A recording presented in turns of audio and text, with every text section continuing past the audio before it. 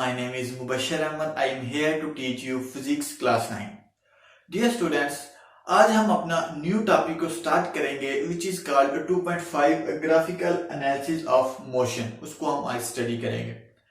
जब हमने student second chapter start किया, सबसे पहले लेक्चर में हमने काइनेमेटिक्स को स्टडी किया, रेस्ट एंड मोशन को स्टडी किया. उसके बाद हमने टाइप्स ऑफ मोशन को स्टडी किया. उसके बाद हमने स्केलर और वेक्टर को डिस्कस किया. उसके बाद हमने वो टर्म स्टडी की जो कि एसोसिएट करती थी मोशन के साथ. आज हम ग्राफ देखेंगे कि जो कि मोशन के साथ रिलेट करते हैं. ठीक है, ग्राफ देखेंगे. ग्राफ होता क्या है? Graph is a pictorial way of presenting information about the relationship between various quantities. Students, graph एक पिक्टोरियल वे होता है, एक तस्वीराती रास्ता होता है जो कि दो क्वांटिटीज के दरमियान जो रिलेशन है उसको प्रेजेंट करता है. सिंपल वर्ड में ये डेफिनेशन कह लें कि जो ग्राफ होता है, अगर दो क्वांटिटीज के दरमियान जो रिलेशनशिप है उसको पिक्टोरियल वे में प्रेजेंट करने को हम ग्राफ कहते हैं. ठीक है, सिंपल वर्ड में डेफिनेशन. उसके बाद हम अगला जो हेडिंग है हमारे पास, वेरिएबल्स. स्टूडेंट्स, ग्राफ को ड्रा करने के लिए हमारे पास दो क्वांटिटीज रिक्वायर होनी चाहिए. उन क्वांटिटीज को हम वेरिएबल कहते हैं. ठीक है, कौन कौन सी क्वांटिटीज होती हैं? एक इंडिपेंडेंट क्वांटिटी होती है और एक डिपेंडेंट क्वांटिटी होती है. जो इंडिपेंडेंट क्वांटिटी होती है स्टूडेंट, वो किसी पे डिपेंड नहीं करती, और जो डिपेंडेंट क्वांटिटी होती है वो इंडिपेंडेंट क्वांटिटीज पे डिपेंड करती है.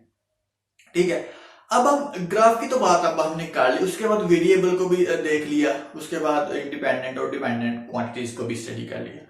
उसके बाद हम स्टडी करते हैं अपना जो टॉपिक है डिस्टेंस टाइम ग्राफ. अब आज हम डिस्टेंस टाइम ग्राफ को देखेंगे, उसको पिक्टोरियल वे में डिस्क्राइब करेंगे ताकि आपको जो मैंने अभी बताया इस ग्राफ के बारे में आपको क्लियरिफाई हो जाए. ठीक है, चलिए स्टार्ट करते हैं आज का lecture. The term distance and displacement are used interchangeable when the motion is in a straight line. Students, हमने लास्ट लेक्चर में जो डिस्टेंस और डिस्प्लेसमेंट का लेक्चर था, हमने बात की डिस्टेंस जो है वो क्या है और डिस्प्लेसमेंट क्या है. Distance shortest distance between two point है, डिस्प्लेसमेंट जो है, और डिस्टेंस जो है वो है लेंथ ऑफ पाथ. अगर स्टूडेंट्स कोई बॉडी स्ट्रेट लाइन में मूव कर रही है तो वो डिस्टेंस भी है और डिस्प्लेसमेंट भी है. ठीक है, इसीलिए अगर डिस्टेंस और डिस्प्लेसमेंट सेम हो सकते हैं तो हमारे पास जो वेलोसिटी है और स्पीड है वो भी इंटरचेंजेबल हो सकते हैं, वो भी सेम हो सकते हैं. ठीक है, मतलब कि अगर एक बॉडी जो है वो स्ट्रेट लाइन में मूव कर रही है उसको हम डिस्टेंस भी कहेंगे कि वो बॉडी डिस्टेंस कवर कर रही है, उसको डिस्प्लेसमेंट भी कहेंगे, मतलब कि वो डिस्प्लेसमेंट भी कवर कर रही है. ग्राफ की बात हमने कर ली. उसके बाद हम डिस्टेंस टाइम ग्राफ की बात करते हैं. उसके बाद हमने अब देखना है मुख्तलिफ कंडीशन कि जो कि ग्राफ के अबाउट हैं, ताकि आपको ग्राफ के अबाउट सब कुछ क्लियर हो जाए. ठीक है, उम्मीद करता हूं कि अभी तक जो हमने डिस्कस किया है वो आपको समझ आ गई होगी. अब हम देखते हैं object at rest. Object at rest, इस टॉपिक को स्टार्ट करने से पहले आपको एक और मैं बात क्लियर करवा दूं कि जो भी स्टूडेंट्स हमारे पास इंडिपेंडेंट क्वांटिटी होगी उसको हम ग्राफ में ड्रा करेंगे हॉरिजॉन्टली. ठीक है, टाइम जो है हमारे पास इंडिपेंडेंट क्वांटिटी है, मतलब कि टाइम डिपेंड नहीं करता, और जो डिस्टेंस है वो डिपेंड करता है. ठीक है, तो इसलिए हम इसको वर्टिकल लिखेंगे. क्वेश्चन ये यहां पे आ गया कि डिस्टेंस कैसे डिपेंडेंट है और टाइम कैसे इंडिपेंडेंट है. स्टूडेंट देखिए, डेली लाइफ में एक एग्जांपल लेते हैं. जो टाइम है वो कभी भी रुकता नहीं है, टाइम चलता रहता है. तो जो डिस्टेंस है वो अपनी मर्जी के साथ वो टाइम पे डिपेंड करता है. ठीक है, मतलब कि जो टाइम है वो इंडिपेंडेंट है, वो किसी पे डिपेंड नहीं कर रहा, और जो हमारे पास डिस्टेंस वो डिपेंडेंट है, वो टाइम पे डिपेंड कर रहा है. सो डिपेंडेंट क्वांटिटी को हम लिखेंगे वर्टिकल, और जो हमारे पास इंडिपेंडेंट है उसको हम हॉरिजॉन्टली देखेंगे. ठीक है, अब हम कंडीशन की बात करते हैं. ऑब्जेक्ट एट रेस्ट, ये हमारे पास एक कंडीशन है. स्टूडेंट, इसमें बताया गया है कि जो ऑब्जेक्ट है वो हमारे पास रेस्ट में है. ऑब्जेक्ट रेस्ट में है, तो उसका ग्राफ कैसे हमने ड्रा करना है। ठीक है, ये हमारे पास एक ग्राफ है, ये हमने टाइम को सेकंड में लिया, ts मैंने लिखा हुआ है, मतलब कि टाइम इन सेकंड, और डिस्टेंस इन मीटर। एक ऑब्जेक्ट है वो 10 मीटर डिस्टेंस पे प्लेस हुआ है, 10 मीटर डिस्टेंस पे प्लेस हुआ है, वो एट रेस्ट पे है, वो मूव नहीं कर रहा। तो स्टूडेंट्स डिस्टेंस तो मूव नहीं हो रहा, लेकिन मैंने यहां पे बताया कि जो टाइम है वो किसी पे डिपेंड नहीं करता, वो टाइम चलता रहता है। ठीक है, तो जो टाइम है वो मूव करता रहेगा। ठीक है, इससे आपको जाहिर हो रहा है, जरा देखें कि ये जो डिस्टेंस है, वर्टिकली हम डिस्टेंस कवर करेंगे, हॉरिजॉन्टली हम टाइम कवर करेंगे। डिस्टेंस रेस्ट पे है और जो टाइम है वो मूव कर रहा है, टाइम स्टॉप कभी भी नहीं होता। ठीक है, सो इस ग्राफ से आपको जाहिर हो रहा है कि जो टाइम है वो मूव कर रहा है और जो ऑब्जेक्ट है वो रेस्ट पे है। ठीक है, अब हम बात करते हैं स्टूडेंट्स, एक ऑब्जेक्ट है वो कांस्टेंट स्पीड से मूव कर रहा है। कांस्टेंट स्पीड क्या होती है, हमने पीछे भी यूनिफॉर्म स्पीड भी कह सकते हैं उसको, कांस्टेंट स्पीड भी कह सकते हैं। अगर एक बॉडी कांस्टेंट स्पीड रखती है तो वो जो डिस्टेंस कवर करेगी वो इक्वल इंटरवल में इक्वल डिस्टेंस कवर करेगी, तभी हम कहेंगे वो हमारे पास कांस्टेंट स्पीड है। कैसे हम देखते हैं कि अगर 5 सेकंड में एक बॉडी 5 मीटर डिस्टेंस कवर कर रही है, ठीक है, 5 सेकंड में 5 मीटर डिस्टेंस कवर कर रही है, अगले 5 मिनट में सेकंड की बात करें, अगले 5 सेकंड में वो 5 मीटर डिस्टेंस कवर कर रही है, अगले 5 सेकंड में उसने अगेन 5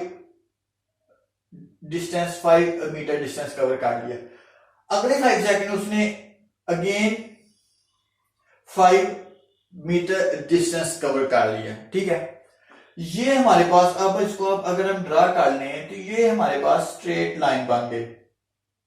ठीक है, उम्मीद है कि आपको इस कंसेप्ट की समझ आ गई होगी कि जो बॉडी कांस्टेंट स्पीड से मूव करती है वो इक्वल इंटरवल में इक्वल डिस्टेंस कवर कर रही है, सो उसका जो ग्राफ बनेगा वो स्ट्रेट लाइन बनेगा। आपकी बुक पे भी लिखा हुआ है कि जो ग्राफ है वो स्ट्रेट लाइन बनेगा if body move with constant speed. अगर एक बॉडी कांस्टेंट स्पीड से मूव कर रही है तो उसका जो ग्राफ है वो स्ट्रेट लाइन में ड्रा होगा, स्ट्रेट लाइन बनेगा। ठीक है, अब हमने ये ग्राफ तो बना लिया, अब हमने कांस्टेंट स्पीड को फाइंड करना है स्टूडेंट्स, कि इस जो पॉइंट है, किसी भी पॉइंट पे हम स्पीड की बात कर लें तो स्पीड क्या हमें दे रही है, कितनी जो मीटर डिस्टेंस है कितने टाइम में कवर हो रहा है। तो अब हम बात करते हैं स्पीड की।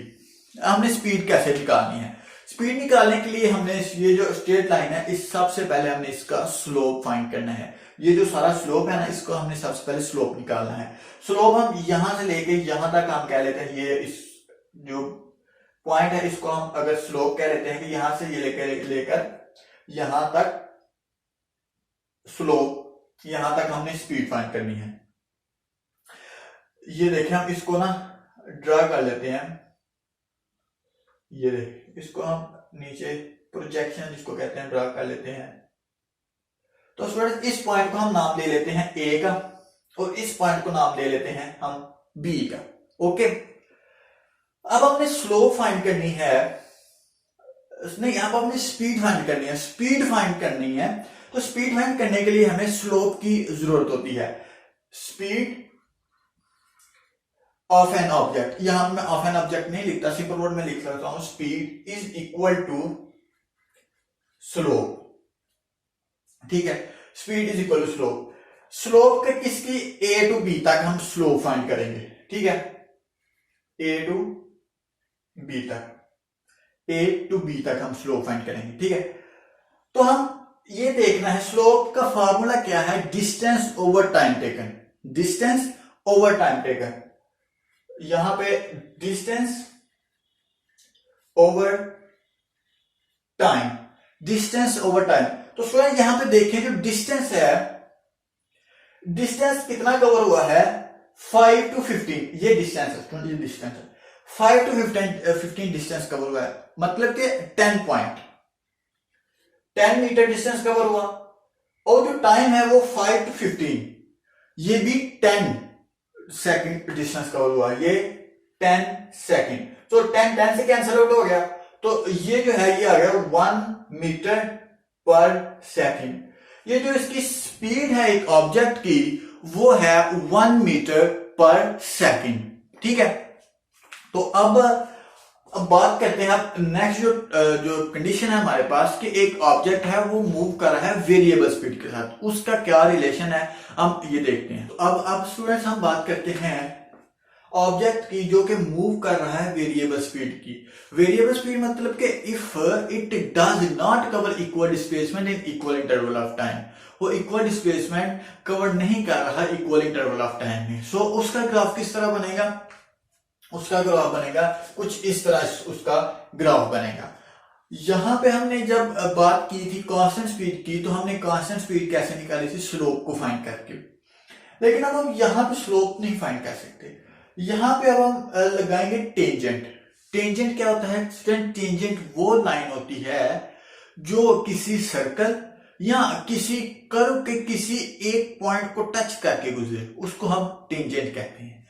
देखते हैं हम यहां पे टेंजेंट ड्रा करते हैं, ये हमने टेंजेंट ड्रा किया, यहां पे ये हमने टेंजेंट ड्रा किया।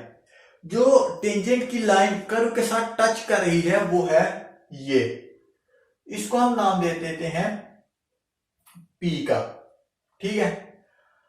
ये अब हम इसको ऐसे नीचे प्रोजेक्शन ड्रा करते हैं इसका, यहां देखते हैं डिस्टेंस, ठीक है ये, और ये जो है अब हम देखते हैं इसको हम कहते हैं P, इसको हम कह लेते हैं S, और इसको हम कह लेते हैं Q।